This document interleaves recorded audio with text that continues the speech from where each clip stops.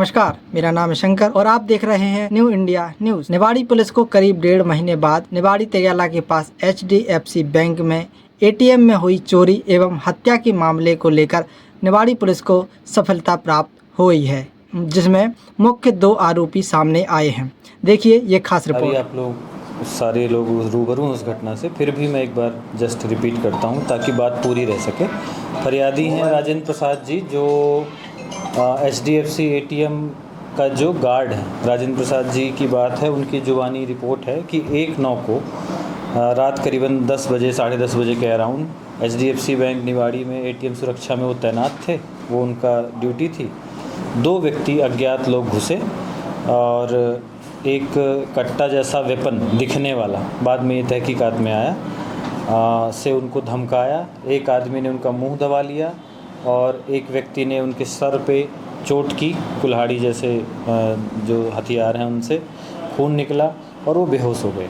इसके आगे की कहानी जब हम तफ्तीश करने पहुँचे तो उसमें जो CCTV फुटेज है बैंक का, ATM का, उसके आगे बढ़ पाए। बहरहाल प्रथम दृष्टया गंभीर अपराध था, जिसमें जो गार्ड हैं राजेंद्र प्रसाद जी, उनका मोबाइल लूट लिया गया और ATM डिस्प्ले यूनिट जो ऊपर की है वो उखाड़ के ले गए थे, जैसा कि आप सब लोग जानते हैं। इस पे थाना कोतवाली में अपराध क्रमांक 264/25, धारा 309(6) और धारा 311 BNS का अपराध पंजीबद्ध करके विवेचना में लिया गया। घटना स्थल पे वरिष्ठ अधिकारी गए, पुलिस अधीक्षक साहब भी गए थे, माइक 2 साहब भी गए थे। और चूँकि एक सनसनी घटना थी, शहर के अंदर एक माहौल वैसा हो गया था कि अगर इस तरह के आर्थिक प्रतिष्ठान असुरक्षित हो जाएंगे तो थोड़ी चिंता की बात थी। पुलिस अधीक्षक महोदय ने उसी समय तत्काल टीम गठित की और इनाम की उद्घोषणा की। तब से हम लगातार उसकी कड़ियाँ जोड़ने में लगे हुए हैं।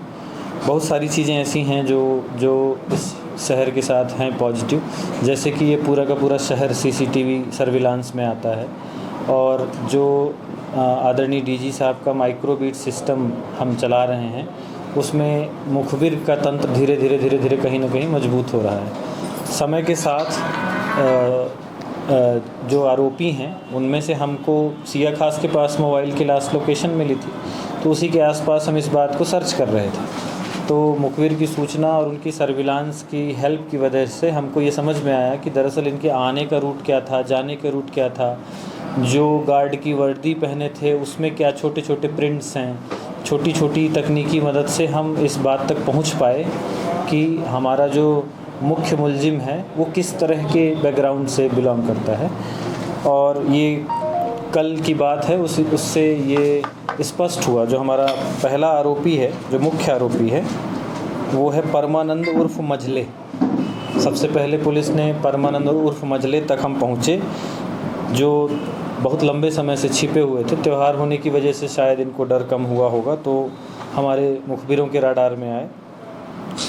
उसके पास से हमको ATM तोड़ने में जो प्रयुक्त किया गया सब्बल है, जो हीरो होंडा HF डिलक्स गाड़ी बिना नंबर की है, इसमें भी हमने पता किया जो मझेल से रिकवर किया, ये थाना जनकगंज ग्वालियर से 5/8/25 को चुराई हुई है।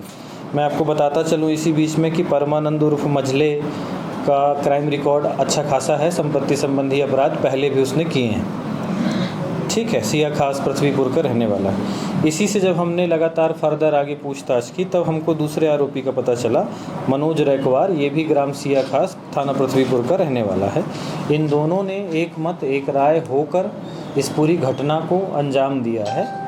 अभी आज की वर्तमान स्थिति में कुछ रिकवरीज बाकी हैं, तो हम इनको न्यायालय में पेश करके रिमांड लेके कुछ और रिकवरीज करेंगे, क्योंकि अभी वो डिस्प्ले यूनिट हमारे पास नहीं है, तो वो फर्दर इन्वेस्टिगेशन की प्रोसेस में है।